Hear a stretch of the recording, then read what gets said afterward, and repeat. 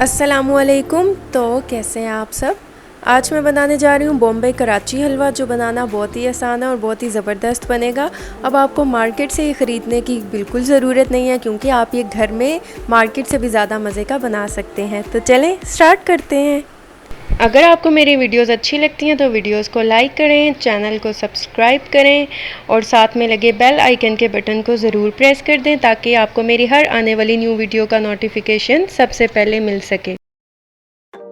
बिस्मिल्लाहिर्रहमानिर्रहीम। सबसे पहले हम लेंगे कॉर्नफ्लावर 1 कप। ये जो हलवा है ये कॉर्नफ्लावर से बनेगा और इसमें हम डालेंगे 2 कप पानी।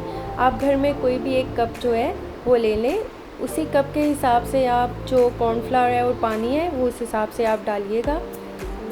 अब आप इसको अच्छी तरह से मिक्स कीजिएगा, क्योंकि जो कॉर्नफ्लावर है मैंने सिर्फ अभी 1 कप पानी डाला है और इसमें पहले अच्छी तरह से मैं कॉर्नफ्लावर को मिक्स कर लूँगी, ताकि कॉर्नफ्लावर जो है अच्छी तरह से मिक्स हो जाए और इसमें लम्प्स जो हैं वो बिल्कुल भी ना बने, क्योंकि कॉर्नफ्लावर को मिक्स करना थोड़ा मुश्किल काम है, क्योंकि ये बहुत मुश्किल से मिक्स होता है।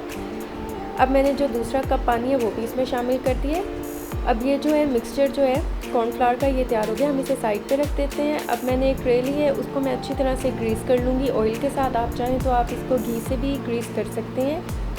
ग्रीस करने से ये फ़ायदा होगा कि जब हलवा जो है बन जाएगा हम इसमें डालेंगे और जब 2 घंटे के बाद रेस्ट देके ये इजीली निकल जाएगा। अब मैंने यहाँ पर चीनी ली है 2.5 कप चीनी, यानी कि 2 कप और फिर आधा कप 2.5 कप चीनी। और इसमें पानी मैंने लिया है 1.5 कप, यानी कि 1 फुल कप और 1 हाफ कप पानी। 1.5 कप पानी इसमें जाएगा और अब हम इसको इतना कुक करेंगे कि जो चीनी है वो अच्छी तरह से इसमें घुल जाए। ये देखें, चीनी को हमने अच्छी तरह से इसमें करना और ये हमने मीडियम फ्लेम पे मैं कर रही हूँ। अब मैं ये देखें इसमें बबल्स आ गए हैं और मैं इसमें अब डाल दूँगी 1 पिंच जो है वो टाटरी डाल दूँगी और इसको मिक्स कर लूँगी। और अब जो है मैंने फ्लेम ऑफ कर दिया है और जो कॉर्नफ्लावर का जो मैंने मिक्सचर बनाया वो थोड़ा थोड़ा करके इसमें ऐड करूँगी। इस बात का ख्याल रखिएगा कि फ़्लेम आपका ऑफ़ होना चाहिए। मैंने फ़्लेम को ऑफ़ कर दिया है और थोड़ा थोड़ा करके इसमें जो कॉर्नफ्लावर का मिक्सचर है वो डाल रही हूँ और इसको अच्छी तरह से साथ साथ मिक्स कर रही हूँ। हमने इसको साथ साथ अच्छी तरह से मिक्स करना है। आप ये कभी भी फ्लेम ऑन करके ना मिक्स कीजिएगा, फिर वो फ़ौरन ही लम्प्स बनना शुरू हो जाएंगे और ये बहुत जल्दी ठीक हो जाएगा। अब मैंने जो फ्लेम है वो ऑन कर लिया और अब आपने सारा जो ये मिक्सचर है ये आपने लो फ्लेम पे करना है। आपने जो फ्लेम है वो बिल्कुल मीडियम या हाई नहीं करना। ये देखें मैं इसको मिक्स करती जा रही हूँ। तकरीबन मुझे 10 मिनट हो गए थे लो फ्लेम पे करते हुए और ये देखें ये बहुत ही ज़बरदस्त सा थिक सा हो चुका है और इसको अभी हमने मज़ीद जो है कुक करना है। अभी तो ये स्टार्टिंग हुई है, इसमें ज़्यादा मेहनत सिर्फ इस चीज़ की है कि आपने लो फ्लेम पे इसे मिक्स करते जाना है और कुक करना है। ये देखें ये बहुत ही ज़बरदस्त सा थिक सा हो चुका है।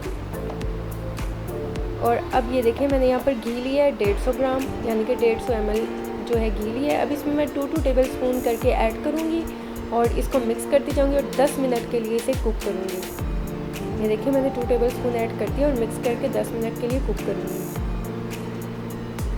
देखिए 10 मिनट हो चुके हैं और मैं इसे मिक्स करती रही और कुक करती रही। अब दोबारा मैं 2 टेबल स्पून घी डालूँगी और फिर इसे मिक्स करूँगी और फिर 10 मिनट के लिए कुक करती रहूँगी। अब ये देखिए इसका कलर भी चेंज होना स्टार्ट हो रहा है जैसे जैसे ये कुक हो रहा है। अब इसमें मैं डाल दूँगी पिंक कलर। आप कोई भी कलर ले सकते हैं, येलो, पिंक, रेड, जो आपको पसंद हो, ग्रीन। मैंने यहाँ पर पिंक कलर लिया है और अब हम इसको 10 मिनट के लिए फिर से हम कुक करेंगे लो फ्लेम पे। फ्लेम का बस ख्याल रखिएगा, फ्लेम आपका लो ही होना चाहिए। 10 मिनट मैंने फिर कुक किए और ये 2 टेबल स्पून जो है घी मैंने फिर इसमें शामिल किया और अब इसमें मैं 1 टीस्पून ऐड कर दूंगी पाउडर, इलायची का पाउडर जो है, ग्रीन इलायची का। और फिर इसे 10 मिनट के लिए कुक करूंगी और मिक्स करती जाऊंगी।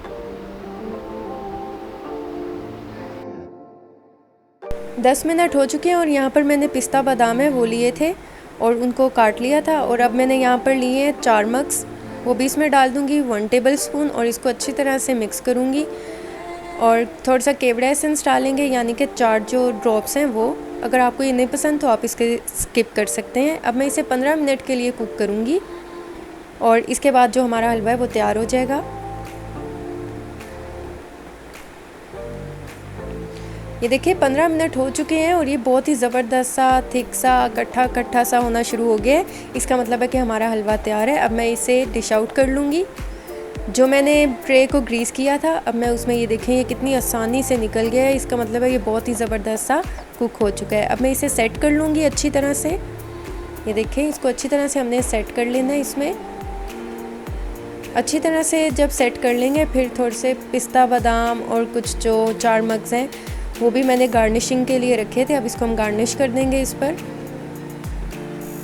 हलवे पर जब गार्निश कर देंगे फिर इसके बाद हम इसे थोड़ा थोड़ा करके प्रेस कर देंगे और फिर इसे 2 घंटे के लिए रेस्ट के लिए रख देंगे।